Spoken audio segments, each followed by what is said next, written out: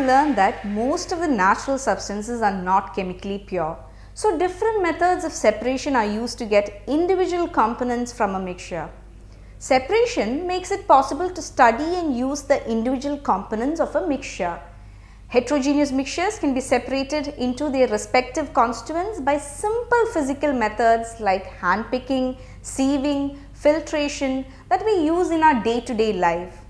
Sometimes special techniques have to be used for the separation of components of a mixture, and some of these techniques are evaporation, centrifugation, decantation, which is using a separating funnel, sublimation, chromatography, distillation and fractional distillation.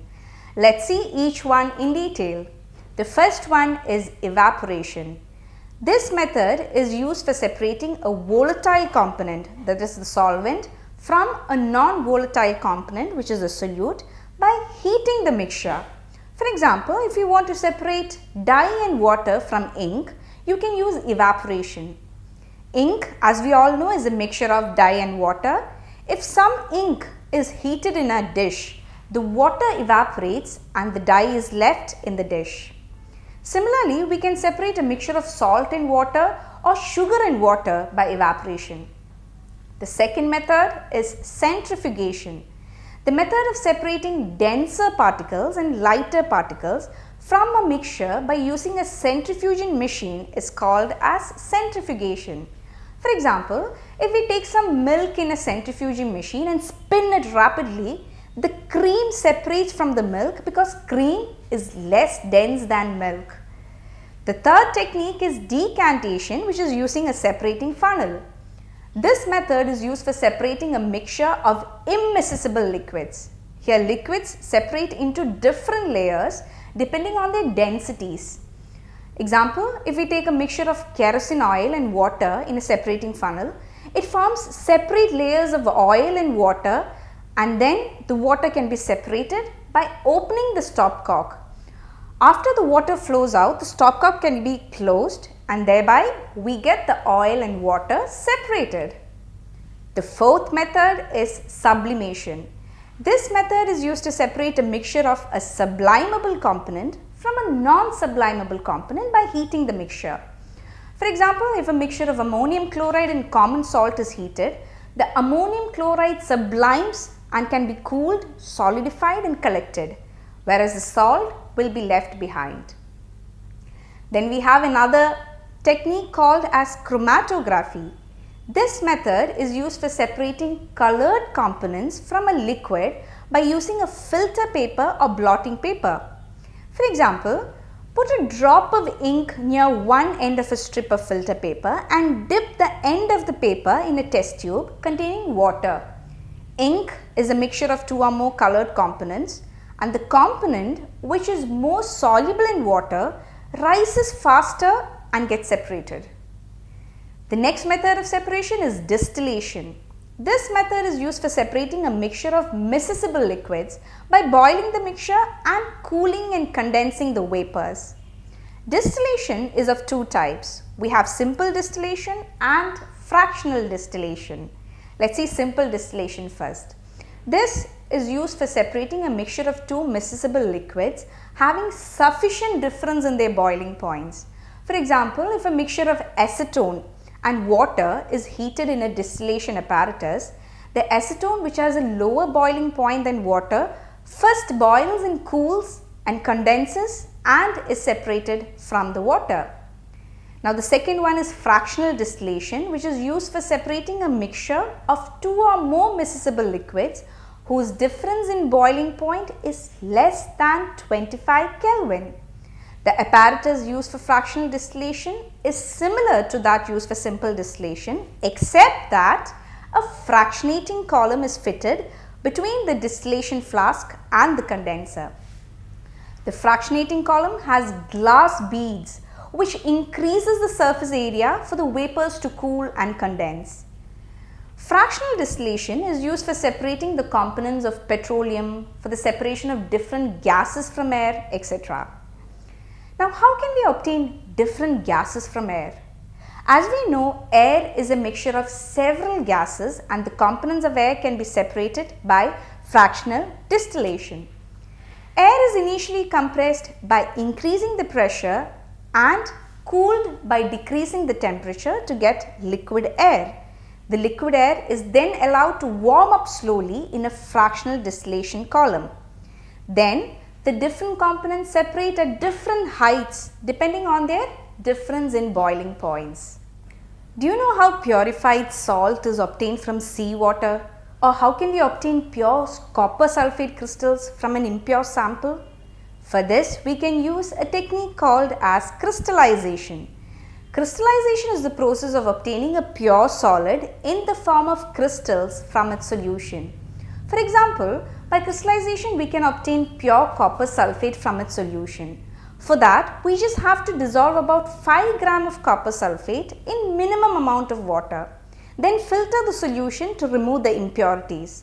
After that, evaporate the solution in a china dish to get a saturated solution. Then cover the solution with a filter paper and allow it to cool.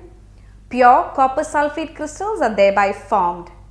Thus, by choosing one of the above methods according to the nature of components of a mixture, we can get a pure substance. With advancements in technology, many more methods of separation techniques have been devised.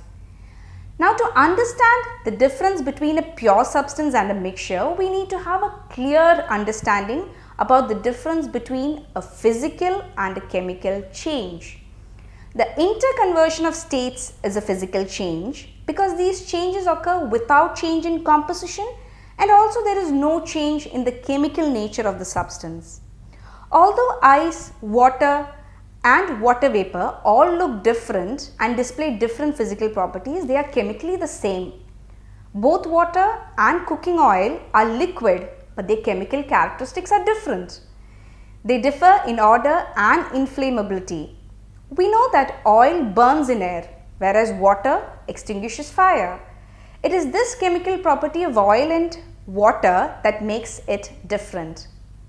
Burning is a chemical change. During this process, one substance reacts with another to undergo a change in chemical composition.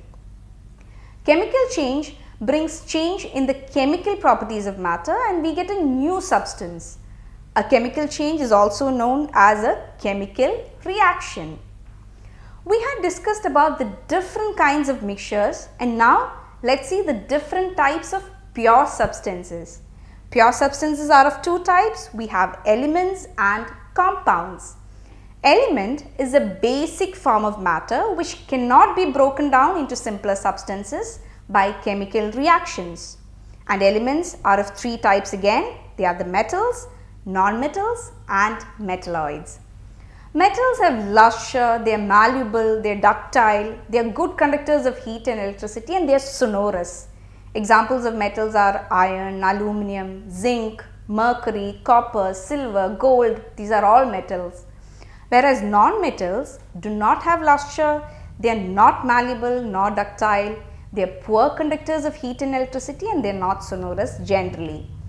For example, hydrogen, oxygen, nitrogen, iodine, carbon, sulfur, phosphorus, these are all non-metals. And metalloids are elements which show some properties of metals and some properties of non-metals. That is, they fall in between metals and non-metals. Examples are boron, silicon, germanium, etc. And a compound is a substance composed of two or more elements chemically combined with one another in a fixed proportion. For example, water, carbon dioxide, sugar, salt, these are all compounds. Now, since we know that compounds and mixtures, let's find out the difference between them. Compounds are formed by the reaction between elements, whereas elements or compounds just mix together to form a mixture, and no new compound is formed in the case of mixtures. The composition of each new substance is always fixed in the case of compounds, whereas a mixture has a variable composition.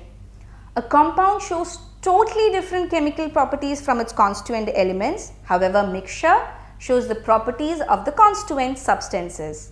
And finally, the constituents of a compound can be separated only by chemical or electrochemical reactions, whereas that of mixtures can be separated fairly easily by physical methods. So now, to summarize, Matter is classified into pure substances and mixtures, and pure substances are further classified into elements and compounds. Elements are of three types. You have the metals, non-metals and metalloids, and the different ways by which mixtures can be separated are evaporation, centrifugation, decantation, sublimation, chromatography, distillation and fractional distillation.